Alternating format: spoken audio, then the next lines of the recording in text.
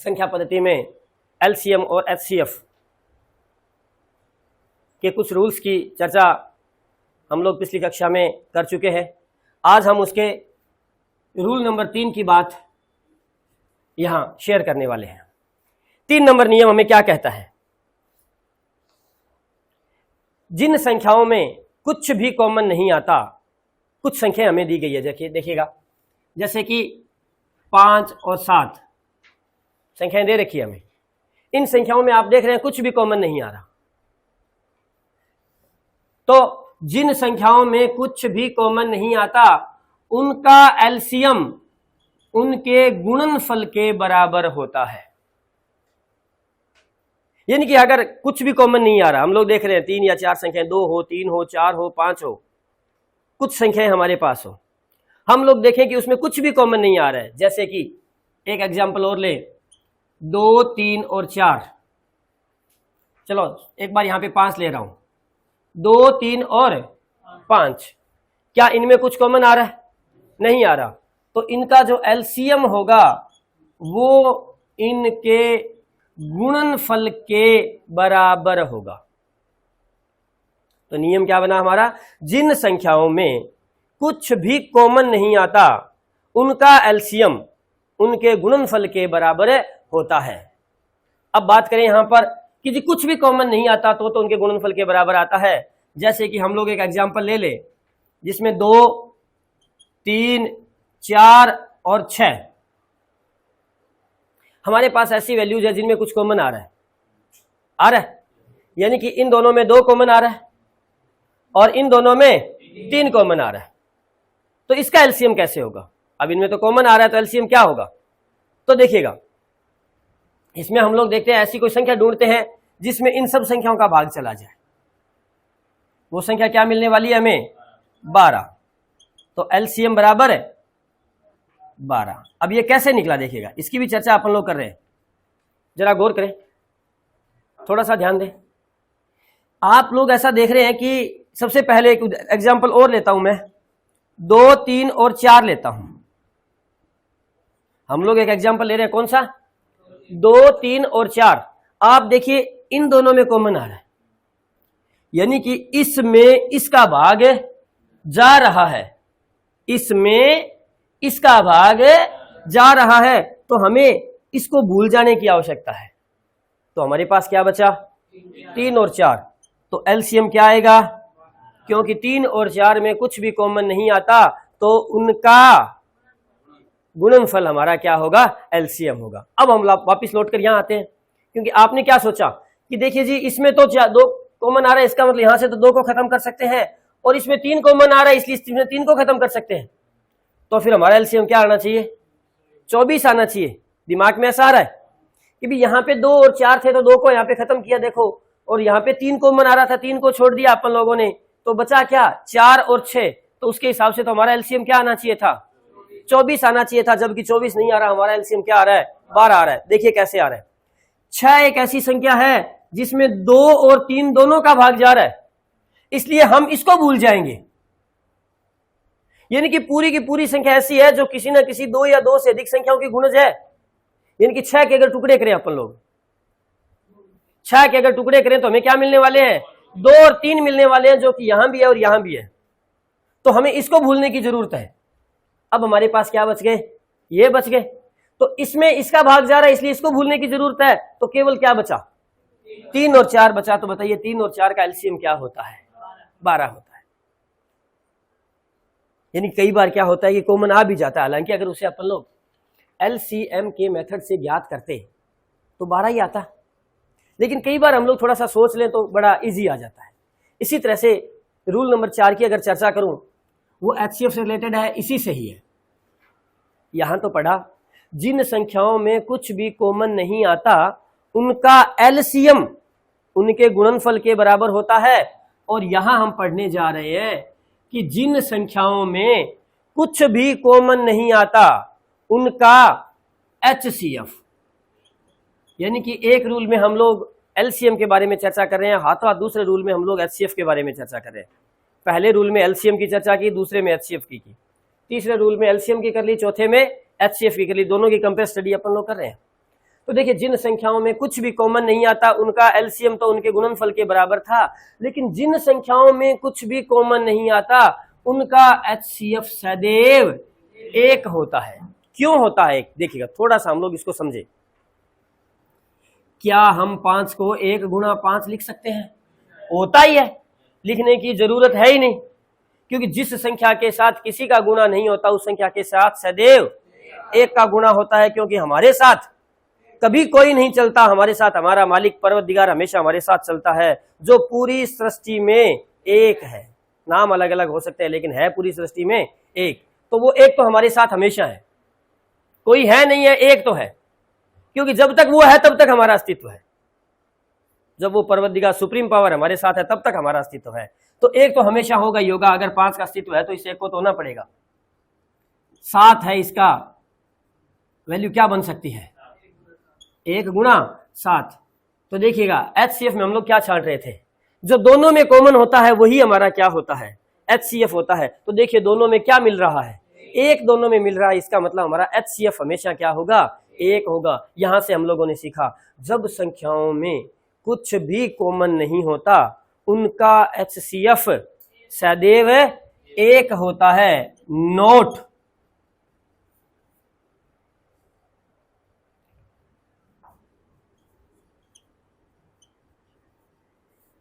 क्रमागत संख्या का एचसीएफ सदैव 1 होता है। गौर करने वाली बात है, यहां हमने क्रमागत संख्या की चर्चा की है, ना कि क्रमागत सम या क्रमागत विषम की बात की है। क्रमागत संख्या का मतलब लगातार आने वाली संख्या। अब लगातार आने वाली संख्या जितनी मर्जी हो, लगातार आने वाली 2 भी हो सकती है, 3 भी हो सकती है, 5 भी ले सकते हो, 7 भी ले सकते हो, 50 भी ले सकते हो। 1 से 50 तक की संख्याओं का एचसीएफ क्या होगा? कुछ भी कॉमन नहीं आएगा, 1 तो आएगा ही आएगा। लगातार क्रमागत आ रही है, जैसे 7 8 9, एचसीएफ 1, 3 4 5 6 7, एचसीएफ 1।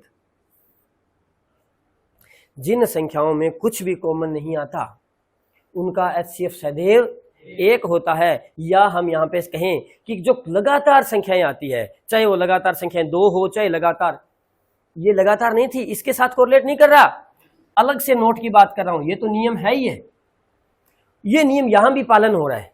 क्यों हो रहा है? क्यों? इसमें देखिएगा ये 3 संख्याएं हैं, क्या इनमें कुछ कॉमन आ रहा है? तो जिन संख्याओं में कुछ भी कॉमन नहीं आता उनका एचसीएफ, ये 5 संख्याएं लिखी है, कुछ कॉमन आ रहा है इनमें? सब में नहीं आ रहा, इसका मतलब इनका एचसीएफ क्या होगा? 1। यानी कि लगातार आने वाली संख्याएं, कॉन्टिन्यूस जो भी संख्याएं होंगी उनका एचसीएफ हमेशा 1 होता ही होता है, बाकी रूल के अकॉर्डिंग होता है। अब जैसे 5 और 7 है, इनमें कुछ भी कॉमन नहीं था तो एचसीएफ 1। 7 और 9 है, कुछ भी कॉमन नहीं है तो एचसीएफ 1। 13 और 15 है, कुछ भी कॉमन नहीं है, एचसीएफ 1। 37 और 42 है, कुछ भी कॉमन नहीं है, एचसीएफ 1। इस तरह से अब हम कर रहे हैं बात रूल नंबर 5 की, एलसीएम से रिलेटेड बात कर रहे हैं। ध्यान देना, रूल नंबर 5 हमें क्या कह रहा है? एलसीएम, सॉरी, हाँ जी, एलसीएम में यानी कि जिन संख्याओं का हम एलसीएम ले रहे हैं, एलसीएम में संख्या का भाग पूरा पूरा जाता है। जब भी आप एलसीएम लेंगे, कोई भी उदाहरण ले लें, कोई भी एलसीएम ले लें, आप जो भी एलसीएम लेंगे उसमें हमारी जो संख्याएं हैं, जिन संख्याओं का हम लोग क्या ले रहे हैं? एलसीएम ले रहे हैं, उन संख्याओं का भाग हमेशा पूरा पूरा जाएगा। जैसे हमने एग्जाम्पल लिया 3 4 और मान लीजिए हमने ले लिया 6, तो इसका देखिए एलसीएम कितना आ रहा है? एलसीएम कितना आ रहा है? 12 आ रहा है। एलसीएम कितना आ रहा है? 12 आ रहा है। समझ में आ गई बात हमारी? तो देखिए 3 4 6 का एलसीएम 12 आ रहा है। अब हमारा नियम क्या था? हम बोलेंगे क्या? एलसीएम, तो हमारे दिमाग में क्या आना चाहिए? 12। हम बोले क्या? संख्या, तो हमारे दिमाग में क्या आना चाहिए? 3 4 6। तो देखिए एलसीएम यानी कि 12 में 3, 4, 6 का भाग पूरा पूरा जाता है। बताओ जाता है कि नहीं जाता है? जाता है। इसी तरह से इसी के साथ रूल नंबर 6 की चर्चा करूंगा। ये किससे रिलेटेड था? एलसीएम से। और ये किससे रिलेटेड होगा? एचसीएफ। तो यहां क्या कहेंगे?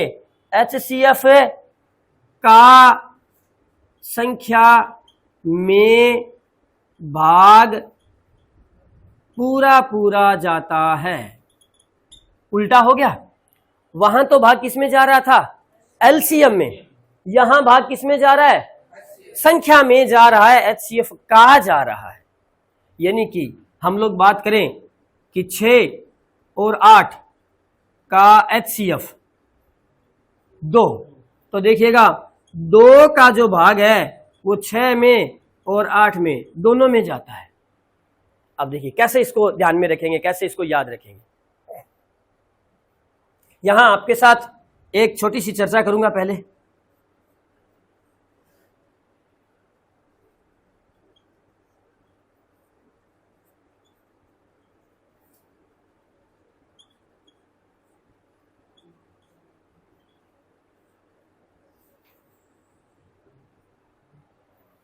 क्या इसे देख सुना है कभी?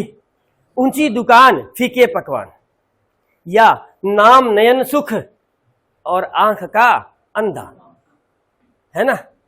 नाम नयन सुख और आंख का अंधा, यानी कि नाम के विपरीत क्रिया। कर्म जो है वो नाम के विपरीत है। यहां कह रहा है ऊंची दुकान, दुकान ऊंची है लेकिन पकवान फीके है, यानी कि नाम के विपरीत है। यहां यह कार्य होना है दोनों में। देखिए कैसे होना है, उससे हमारा रूल नंबर 7 और रूल नंबर 8 तैयार हो जाएगा, और साथ में ये दोनों बातें भी समझ में आएगी। देखिए यहां हम लोग रूल नंबर 7 की चर्चा आपके साथ शेयर कर रहे हैं। एलसीएम, क्या? एलसीएम। एलसीएम का हिंदी में अर्थ होता है लघुत्तम। लघु का मतलब होता है छोटा सा, लघु का मतलब होता है छोटा, और लघुत्तम का मतलब होता है सबसे छोटा, यानी कि उससे छोटा कोई और नहीं है। लघुत्तम का अर्थ होता है सबसे छोटा। ठीक है, यानी कि हमें ज्ञात करना है लघुत्तम, यानी कि हमें सबसे छोटा मान ज्ञात करना है। हमें सबसे छोटा मान ज्ञात करना है, ठीक है ना? यानी कि लघुत्तम में हमें सबसे छोटा मान ज्ञात करना होता है। और वैसे भी परिभाषा में नियम में अपन ने पढ़ा था, पहला नियम यही पढ़ा था कि जब सबसे छोटे के सेंस में कोई वैल्यू पता करनी होती है तो हम क्या पता करते हैं? लघुत्तम ज्ञात करते हैं। ऐसा अपन लोगों ने पढ़ा। तो यहां भी लघुत्तम का अर्थ होता है सबसे छोटा मान ज्ञात करना। लेकिन अगर हम लोग परिणाम देखें, देखिएगा 3, 4, 6 का लघुत्तम कितना है? 12, यानी कि संख्या से क्या आ रहा है? बड़ा आ रहा है। आगे समझ में? तो देखिएगा यहां 7 नंबर रूल भी हमारा यही है कि लघुत्तम में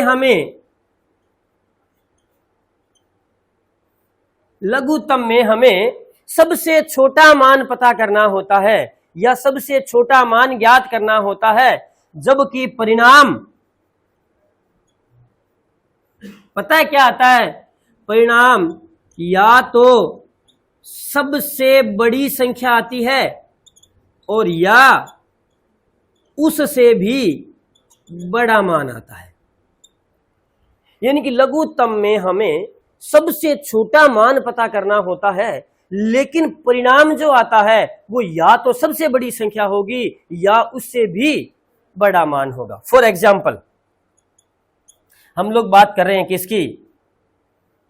6, 12, 24, है ना?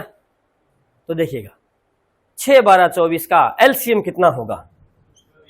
एलसीएम कितना होगा? 24। यानी कि लघुत्तम में हमें सबसे छोटा मान पता करना होता है, लेकिन परिणाम या तो सबसे बड़ी संख्या आती है। देखिएगा यहां सबसे बड़ी संख्या आई, या 6 और 9 का एलसीएम अगर लेना है तो वो मिलेगा हमें कितना? 18। यानी कि सबसे बड़ी संख्या से भी बड़ा, यानी कि या तो सबसे बड़ी संख्या होगी या उससे भी बड़ा मान होगा। क्लियर? तो देखिएगा इसका मतलब यहां इसके साथ कोरिलेट कर रहा हूं, आप देखिएगा। यानी कि एक बात हमारी क्लियर हुई कि लघुत्तम नाम ही छोटा है, उत्तर है या तो बड़ी संख्या सबसे बड़ी संख्या होगी या उससे भी बड़ा होगा। क्या हमारी बात क्लियर हो गई? तो देखो लघुत्तम नाम ही छोटा है, परिणाम जो होगा या तो सबसे बड़ी संख्या होगी और या उससे भी बड़ा होगा। तो कहने का मतलब हमारा कि भाग हमेशा किस में जाता है? भाग हमेशा बड़ी संख्या में छोटी संख्या का जाता है। समझ रहे हैं? अब कोरिलेट कर रहा हूं इसके साथ, देखना समझ में आएगी ये बात कि भाग हमेशा बड़ी संख्या में छोटी संख्या का जाता है। तो बताइए इनमें बड़ी संख्या कौन है? तो 12 में, यानी कि ये अपने आप में एक ही कंपोनेंट है, संख्या है। अब संख्या चाहे 5 है चाहे 15 है, कोई फर्क नहीं है, तो क्या संख्या। एक कंपोनेंट ये है और एक कंपोनेंट ये है। तो बताओ इसमें इसका जाता है या इसमें इसका जाता है? 12 में 3, 4 और 6 का भाग जाता है, यानी कि एलसीएम नाम ही छोटा होता है। एलसीएम नाम के विपरीत है। एलसीएम में शकल से लग रहा है कि एलसीएम तो छोटा सा मान लेना है, एलसीएम छोटा सा मान लेना है, लेकिन परिणाम क्या आना है? बड़ा आना है। और भाग हमेशा किस में जाता है? बड़ी संख्या में जाता है। तो बड़ी कौन हुई? एलसीएम। इसका मतलब एलसीएम में भाग जाएगा। अब जाएगा किसका? संख्या का जाएगा। एलसीएम में जाएगा किसका? संख्या का जाएगा। यहां ये बात क्लियर हुई। अब ये रूल भी क्लियर हुआ। अब बात करता हूं 8 नंबर रूल की, फिर इसी के साथ कोरिलेट कर रहा हूं, ध्यान दीजिएगा। HCF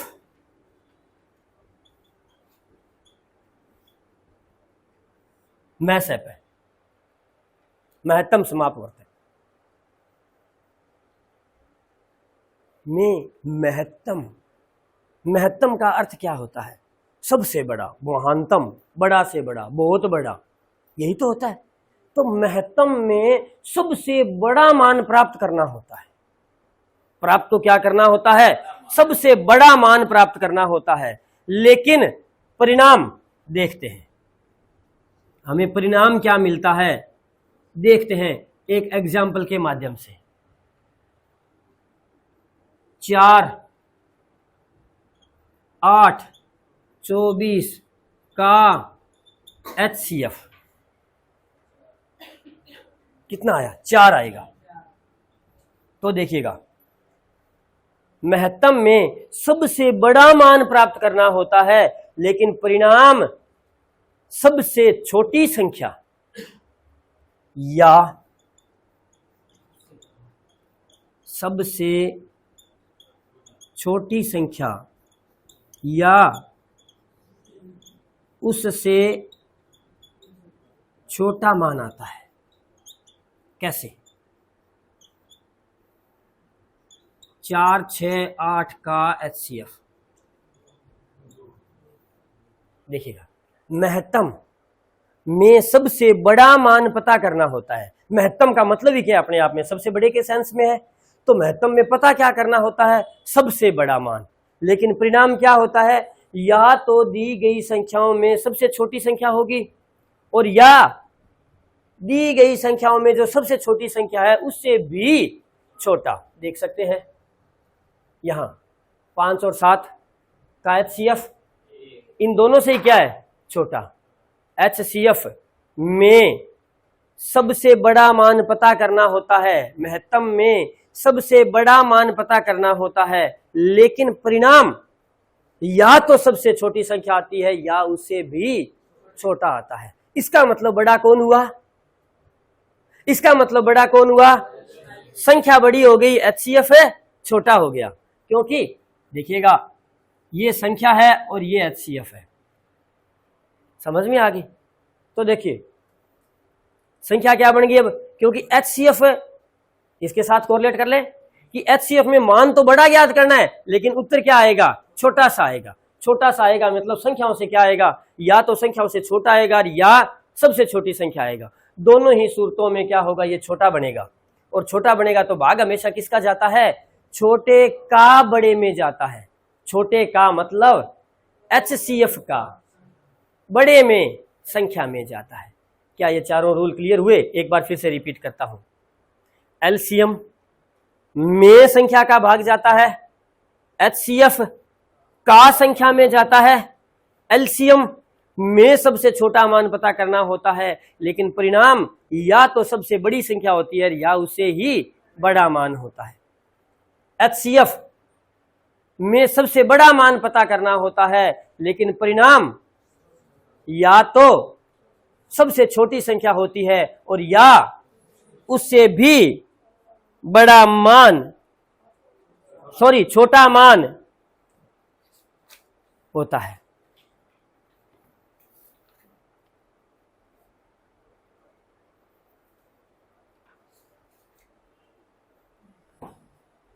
अब देखिएगा, यहां 8 रूल के बाद में आगे बढ़ता हूं और रूल नंबर 9 की तरफ चलता हूं।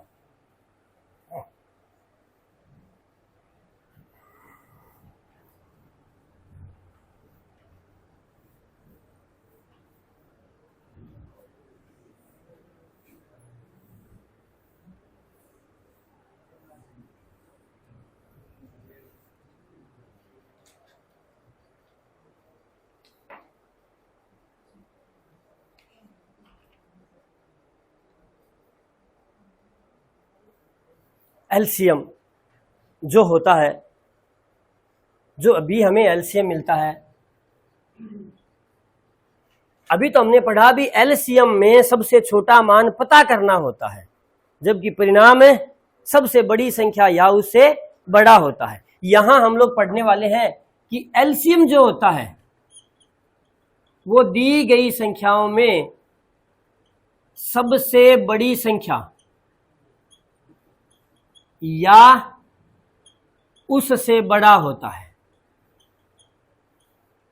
और 10 नंबर में एचसीएफ जो होता है वो सबसे छोटी संख्या या उससे छोटा होता है। अब आगे हम लोग हमारे अगले रूल की ओर, 11 नंबर रूल की ओर, जो कि हमने एक बार पढ़ा है आज तक, बहुत पहले एक बार ऐसा हमारी अकादमिक शिक्षण में आया था कि हमारे पास अगर केवल 2 संख्याएं हों, कितनी संख्याएं हों? केवल 2, यानी कि 2 संख्याओं का 2 संख्या उनके एलसीएम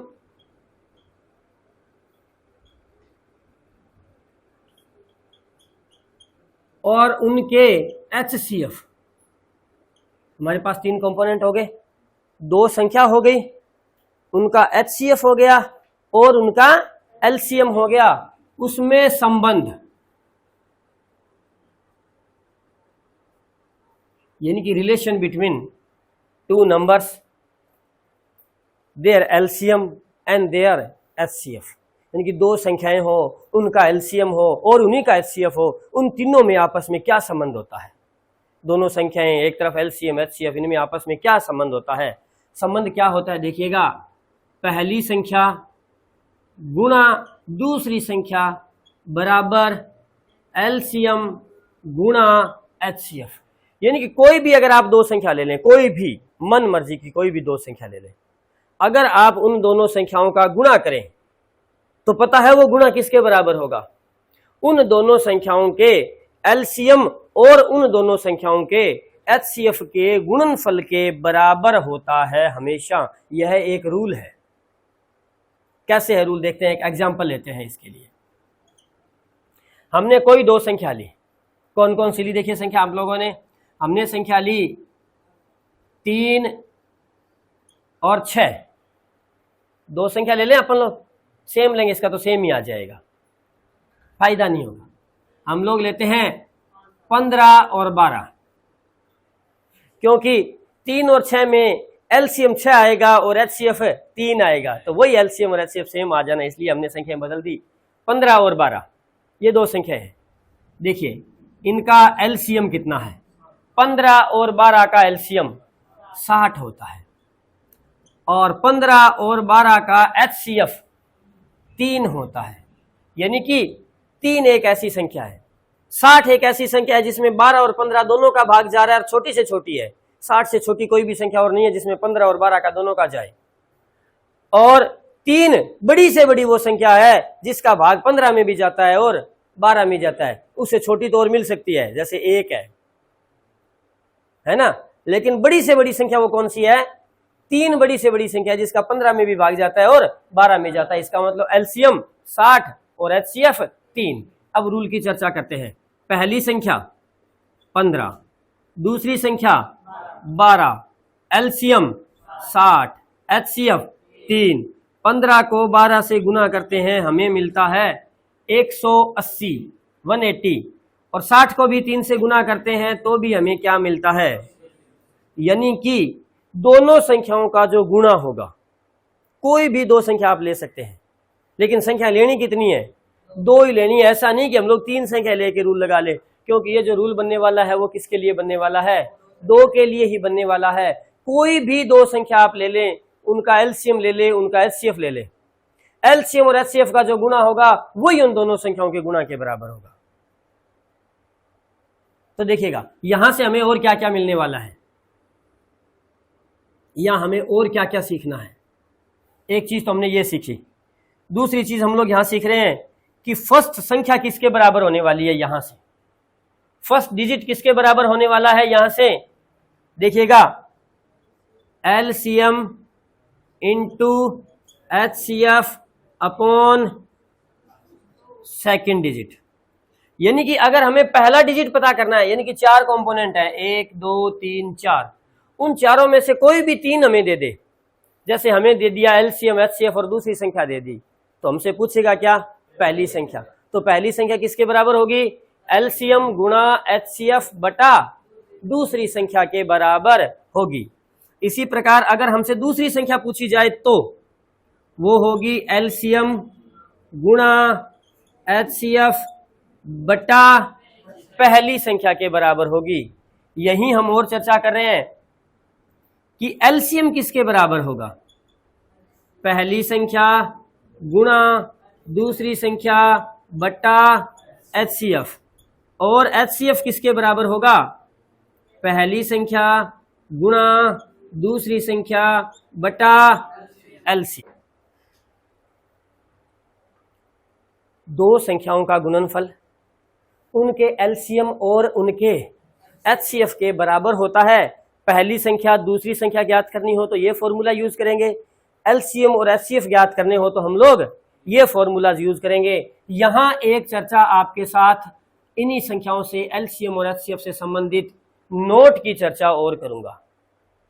कभी भी आप गौर करें, कोई भी दो संख्याओं का एलसीएम और एचसीएफ ले लें। मान लीजिए हम लोगों ने यही संख्याएं ली, 12 और 15 ली, 12 और 15 ली। हम इनका एलसीएम लेते हैं 60, हम इनका एचसीएफ लेते हैं 3। यहां हमारा जो रूल है वो देखिए क्या है। अगर आप एलसीएम के टुकड़े करोगे तो उसमें से एक टुकड़ा ये गारंटेड आएगा। एलसीएम के टुकड़े करते हैं 60 के, तो 2 गुणा 2 गुणा 3 गुणा 5, इसके फैक्टर्स ये बनने वाले हैं 2 गुणा 2 गुणा 3 गुणा 5, और एचसीएफ ये देखो यहां मौजूद है। तो हम ये कह सकते हैं कि एलसीएम में एचसीएफ सदैव मौजूद रहता है, यानी कि एचसीएफ हमेशा मिलेगा एलसीएम में। या हम ऐसा कह सकते हैं कि एलसीएम में एचसीएफ का भाग हमेशा जाता है। एलसीएम कितना है? 60, एचसीएफ कितना है? 3। 60 में 3 का भाग हमेशा जाता है, जाएगा हमेशा। जो भी एलसीएम होगा, जो मर्जी हो जाए एलसीएम, कोई भी सवाल ले लीजिएगा, एलसीएम में एचसीएफ का भाग हमेशा पूरा पूरा जाएगा। क्यों जाएगा? इसलिए जाएगा क्योंकि एचसीएफ जो होता है वो एलसीएम के टुकड़ों में हमेशा मिलेगा। एलसीएम के होंगे, अगर उनके हम टुकड़े करेंगे तो एचसीएफ हमेशा वहां पे हमें मौजूद होगा, तैयार मिलेगा, इसलिए उसका भाग पूरा पूरा जाएगा। उसको छोड़ के सारा आंसर आएगा।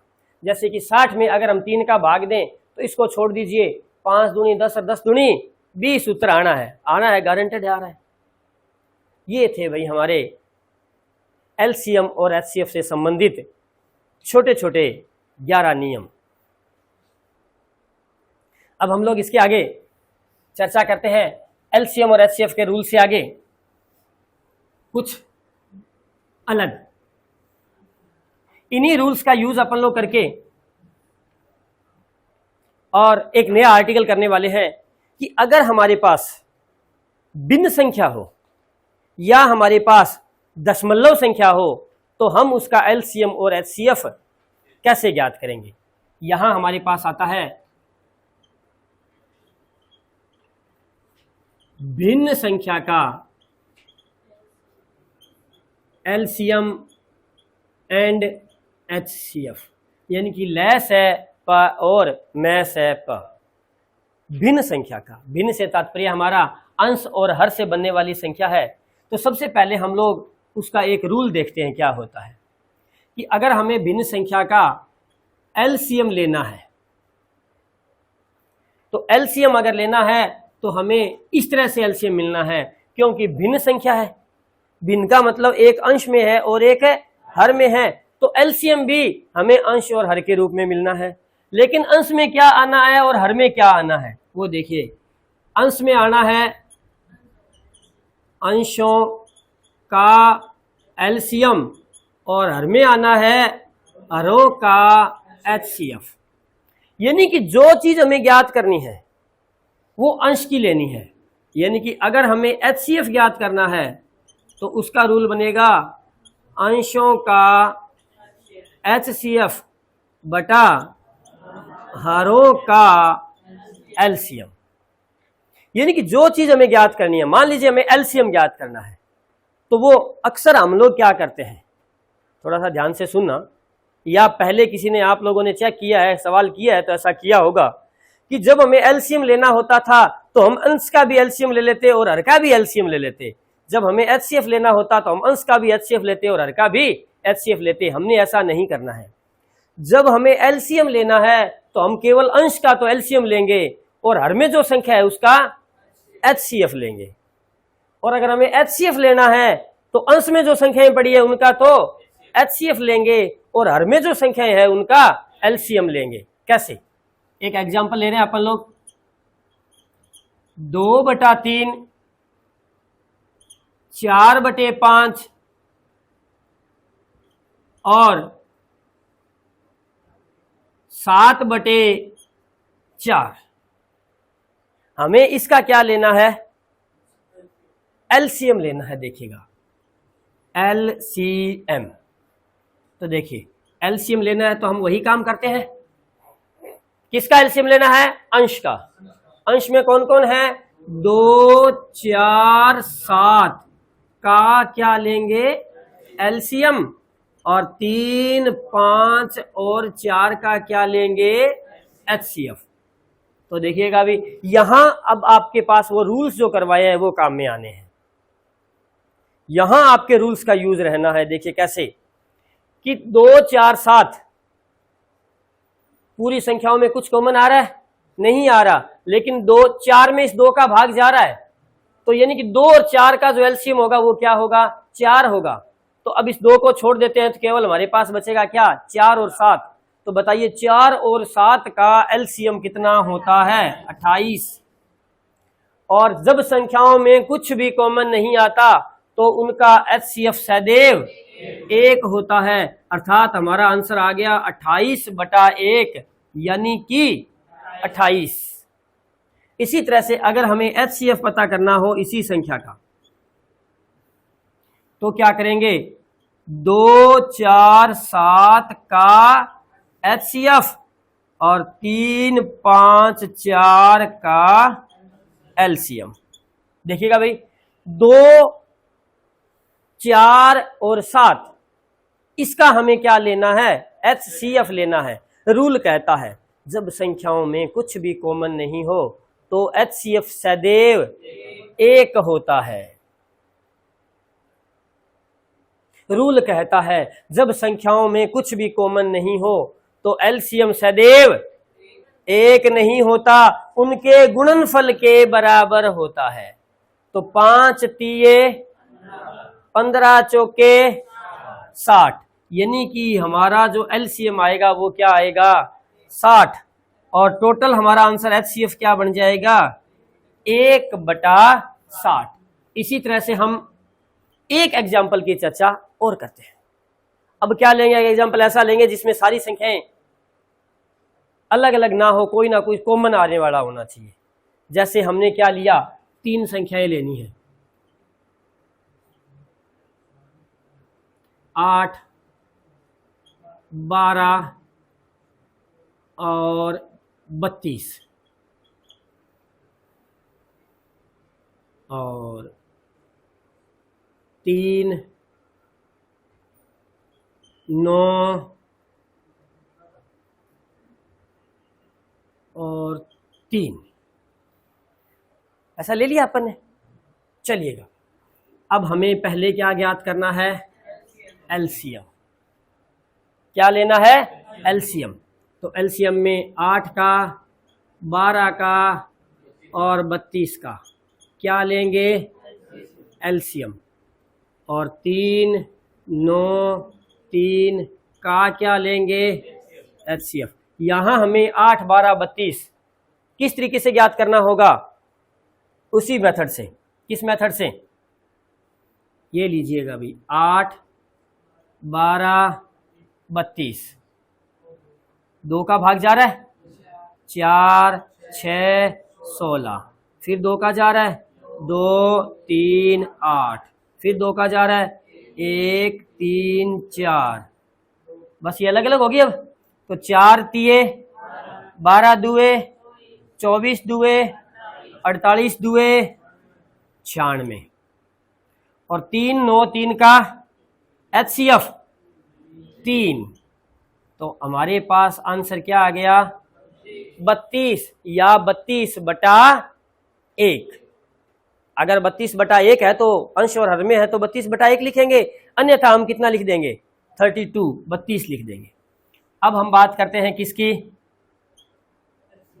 एचसीएफ की। तो एचसीएफ में किसका लेंगे, 8, 12, 32 का एचसीएफ, और 3, 9, 3 का एलसीएम। बताइएगा भाई, 8, 12, 32 ऐसी कौन सी संख्या है जिसका भाग तीनों में जा रहा है, क्योंकि एचसीएफ का भाग संख्याओं में जाता है। तो ऐसी कौन सी संख्या है जिसका भाग तीनों में जा रहा है, 4 का। और 3, 9, 3 का एलसीएम, दी गई संख्याओं में एलसीएम सबसे बड़ी संख्या या उससे बड़ा होता है। तो सबसे बड़ी संख्या कितनी है, 9। क्या 9 में इन दोनों का भाग जा रहा है, इसलिए एचसीएफ एलसीएम कितना हो जाएगा, तो हमारा आंसर क्या हो जाएगा, 4/9।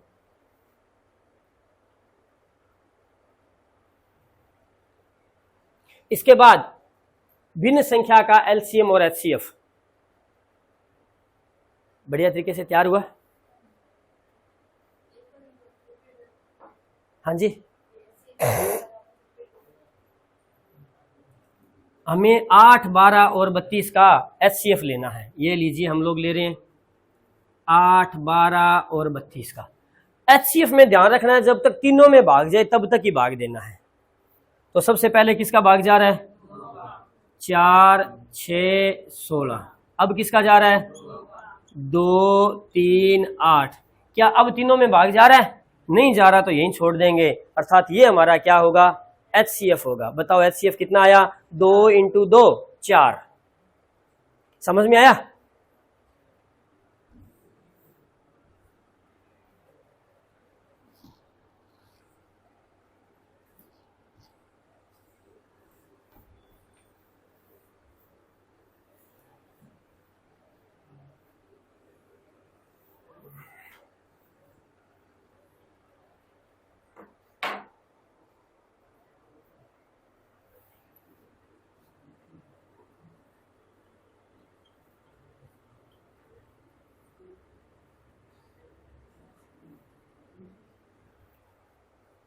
अब हम बात कर रहे हैं दशमलव संख्या का एलसीएम और एचसीएफ। दशमलव संख्या, कोई भी एक दशमलव संख्या अपन लोग ले रहे हैं पहले, जैसे अपन लोगों ने लिया 0.5, एक लिया 0.02, एक हमने लिया 0.005। हमने तीनों ही संख्या अलग अलग टाइप की ली है, क्योंकि इसमें दशमलव के जस्ट बाद की संख्या ले ली, इसमें दशमलव के बाद एक जीरो लगाकर संख्या ले ली, इसमें दशमलव के बाद 2 जीरो लगाकर एक संख्या ले ली, या यहाँ पे 5 आ सकता था, या यहाँ पे 15 आ सकता था। 15 भी ले सकते थे अपन लोग, जैसे कि हमें पता चल जाता भी दशमलव के बाद कितने डिजिट आ गए अपने पास, 3 डिजिट आ गए। हमने दशमलव के बाद 1 डिजिट, दशमलव के बाद 2 डिजिट और दशमलव के बाद 3 डिजिट, तीनों प्रकार के प्रश्न ले लिए। तो देखिएगा, दशमलव संख्याओं को एलसीएम और एचसीएफ अगर हमें ज्ञात करना है तो डायरेक्ट ज्ञात नहीं किया जा सकता। सबसे पहले इसे भिन्न संख्या में बदलना होगा, और हम इसे भिन्न संख्या में बदलते हैं तो हमें क्या मिलता है, 5/10, 2/100 और 5/1000। आई समझ में? चूंकि अब हमने इनको किस में बदल लिया, भिन्न संख्या में बदल लिया, तो हमारे एलसीएम और एचसीएफ के रूल भी वही होंगे। कौन कौन से? अंशों का एलसीएम बटा हरों का एचसीएफ, और अगर हमें एचसीएफ लेना है तो अंशों का एचसीएफ बटा हरों का एलसीएम। यहां एक बात ध्यान देने योग्य और है, यहां हम डायरेक्ट इस संख्या का कभी भी एलसीएम या एचसीएफ नहीं लेंगे। अगर हम लोग डायरेक्ट इसी संख्या का एलसीएम और एचसीएफ ले लेंगे तो हमारा एलसीएम और एचसीएफ मूल एलसीएम और एचसीएफ से भिन्न आएगा। यहां हम लोग एलसीएम और एचसीएफ 2 विधियों से ज्ञात करेंगे, और दोनों विधियों से हमारा एलसीएम और एचसीएफ समान आएगा, और जो इससे एलसीएम और एचसीएफ आएगा वो इन दोनों से लगभग बार, हमेशा बार अलग होगा। कोई जरूरी नहीं, हो सकता है कि एक बार आपको सेम मिल जाए, कोई आवश्यक नहीं। कई बार इस तरह की संख्या आ जाती है जब सेम आ रहा होता है, लेकिन बहुत ही कम संभावनाएं होगी उसकी। हमें क्या करना है, इसको 2 तरीकों से हम सवाल कर सकते हैं। पहले टाइप में तो हम क्या करें कि इसे सबसे छोटे रूप में बदल लें, यानी कि जितना कट सकता है उसे उतना काट लें। तो काटेंगे तो ये बनने वाला है 1/2, ये बनने वाला है 1/50, और ये बनने वाला है 1/200। इसका आप इसी विधि से एलसीएम और एचसीएफ निकालिएगा, आंसर आएगा। कैसे आ रहा है देखते हैं। एलसीएम, किसका एलसीएम लेना होगा हमें? 1 का एलसीएम और 2, 50, 200 का एचसीएफ। बताइएगा भाई, जब तीनों संख्याएं सेम है, 1 1 1 है, चाहे तीनों संख्याएं 1 1 1 हो, और चाहे तीनों संख्याएं 100 100 100 हो, चाहे 1000 1000 1000 हो, चाहे 55 55 55 हो, जब संख्याएं सारी सेम होती है तो वही उनका एलसीएम होता है और वही उनका एचसीएफ होता है। अतः 1 1 1 का एलसीएम 1। ऐसी कौन सी संख्या है 2, 50 और 200 का एचसीएफ आ जाए? वो होगी 2, क्योंकि 2 ही एक ऐसी संख्या है जिसका भाग 2 में भी जाता है, 50 में भी जाता है, और क्योंकि एचसीएफ का भाग संख्याओं में जाता है। समझ गए? अब हम बात कर रहे हैं किसकी? एचसीएफ की। तो एचसीएफ में क्या लेना होता है? अंशों का एचसीएफ, यानी कि 1 1 1 का एचसीएफ 2, 50 और 200 का एलसीएम।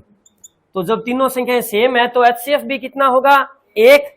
अब देखो 2, 50 और 200 का एलसीएम कितना होगा?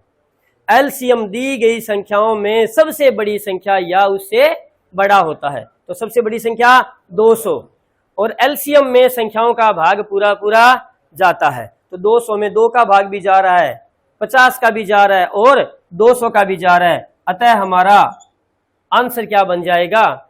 1/200। ये हमारा आया एलसीएम और ये हमारा आया HCF पहले तरीके से। अब हम बात करें इसी सवाल को दूसरे तरीके से समझ रहे हैं। तो दूसरे तरीके में हमने क्या करना होता है कि हर में यहाँ अधिकतम जीरोज कितनी है, 3 है, तो यहां भी 3 जीरो करें, यहां भी 3 जीरो करें। तो देखिएगा हमारे पास था 5/10। अगर 3 जीरो करनी है तो कितनी जीरो लगानी होगी, यहां 2 जीरो लगाना हमारी इच्छा है और ऊपर 2 जीरो लगाना हमारी मजबूरी है, क्योंकि हमने क्या किया, 100 से ऊपर नीचे गुणा किया, क्योंकि 10 था, 10 को 100 से नीचे गुणा करेंगे तो 1000 बनेगा, और जब उस 100 को ऊपर भी गुणा करेंगे तो 500 बनेगा। चलिए यहां हमारे पास कितना है, 2/100 था, हमें कितनी जीरो बनानी है, 1 और लगानी है, तो यहां भी 1 लगानी पड़ेगी, अर्थात 10 से ऊपर नीचे गुणा किया, और यहां हमें कुछ भी करने की जरूरत नहीं है। यानी कि या तो आप इसे अधिकतम सरल कर ले और या सबके हर समान कर ले, कोई भी एक तरीका दोनों में से फॉलो कर लें, डायरेक्ट प्रश्न को लेके इसको हल ना करें। कई बार क्या हो सकता है कि ये जो बनने वाला होता है वो वही होता है जो सरल करने के बाद आता है, कई बार ऐसी स्थिति आ जाती है बाई चांस, तो फिर क्या होगा, फिर उसी से आंसर सरल करने पर तो वही आना, इसलिए आंसर सेम आएगा, अदरवाइज नहीं आएगा कभी भी। तो देखिएगा हम लेना है एलसीएम में, तो बताइए एलसीएम में किस किस का लेना होगा, 500 का, 20 का और 5 का एलसीएम, और 1000 का HCF। तो बताओ HCF कितना आएगा, सेम संख्या है तो HCF भी सेम होता है, 1000 ही आएगा। तो बताओ भाई 520 और 5 का एलसीएम कितना आ गया, 500, यानी कि 500/1000 काटेंगे तो 1/2, ये रहा। अब चलते हैं HCF की ओर। 520 और 5 में किसका भाग पूरा पूरा जा रहा है, 5 का, तो HCF 5, और तीनों संख्याएं सेम है, इते अतः एलसीएम 1000। किसी पहाड़े से कट रहा है, कट रहा है, कितना आ गया, 1/200। ये लीजिएगा भाई 1/200। अगर आप हमारी मूल संख्या का, इसका अगर आप एलसीएम लेते हैं, एक उदाहरण लेके बात करता हूं, चेक करते हैं आप लोग, देखिएगा 2, 5 और 5 का एलसीएम 10, 10, 100 और 1000 का HCF 10, उत्तर 1, जो कि हमारे आंसर से अलग। अब HCF ज्ञात करें।